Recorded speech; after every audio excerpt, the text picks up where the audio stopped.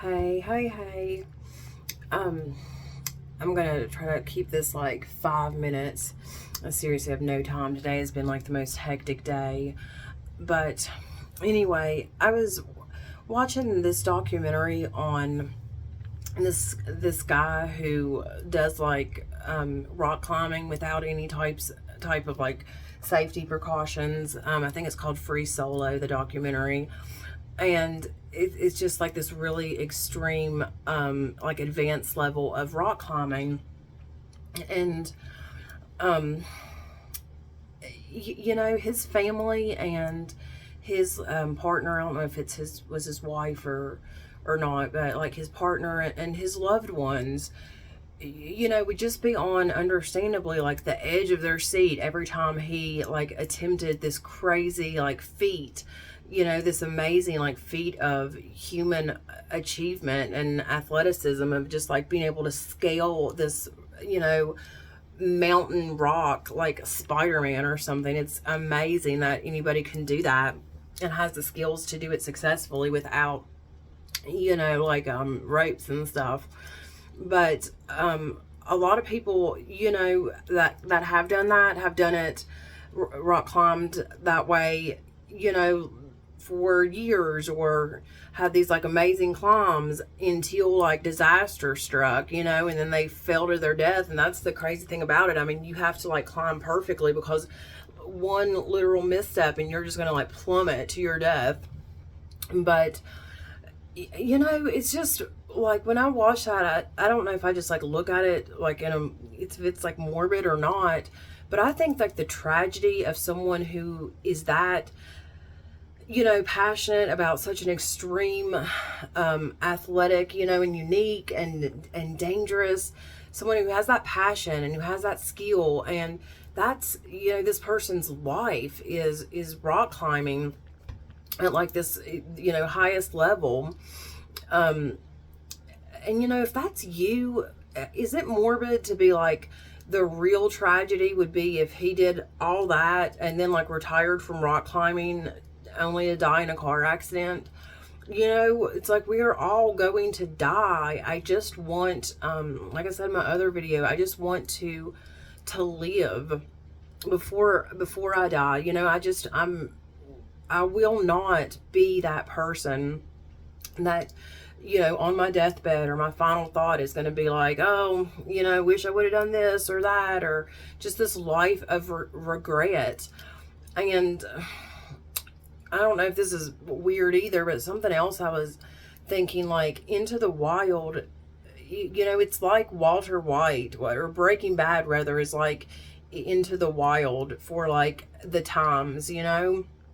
It really is. Like, if you can, as a human, figure out how to live in a way where you actually feel alive and you're not just like, oh, going through these motions, you know, you know, that's everything. That's like the secret to life. And for me, I mean, some people just seem to have like this ease with living, or they seem to not feel like they're like suffocating just going through, you know, like a 9 to 5 life. But if you are somebody like me who just can't do that, you know, it's going to be either I'm going to figure it out, or I am going to you know, die being like, damn, that was it, that's how I spent my time.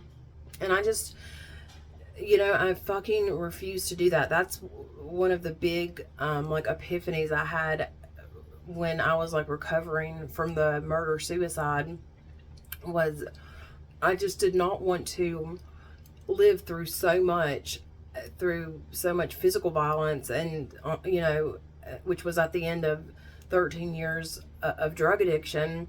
I didn't want to live through all that just to, you know, have my final thought be like, damn, you know, I did not try. And so I just wanted to share like this mantra, you know. I've had like very destructive and unproductive mantras, kind of like unofficial mantras. in the past, you know, just about basically saying fuck it and going balls to the wall and just living a life of like chaos, which is so fucking empty. And that's like a side note, the biggest lie, one of the biggest lies of like addiction and in a life like chasing chaos is, you know, from my experience personally and from like every single motherfucking addict I've been around, nobody is happy. You know, even the people that were like natural born rebels, and to a degree, like I have, you know, just like kind of I guess a anti-authority soul or whatever. You know, I'm not like no outlaw, but I have been known to say damn the man, you know, more than once for many years.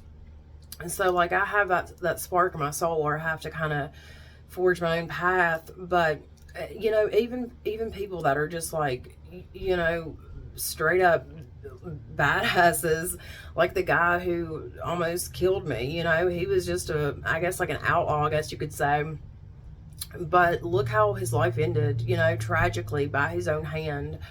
And every drug addict I knew and chaos addict that I knew, even the ones who just seemed like natural born addicts, and like I said, I thought to my marrow that I was a natural born addict for many years, but none of us were fucking happy. You know, we chased chaos and we thought it was like a way to pass the time or a way to kind of stick it to the man or society or societal expectations. I mean, that's what I thought to a degree, but really it was just like kind of this weird way to express pain that's not even like inspired. You know, like how many addicts are there? There's like so many. Addiction's a huge problem, right? It's not even like unique or anti-authority, and everybody's fucking miserable, and you're just fucking miserable in jail or in prison or in rehab, or just like living a life where it's like, wow, I wish I had toothpaste, but I better go steal some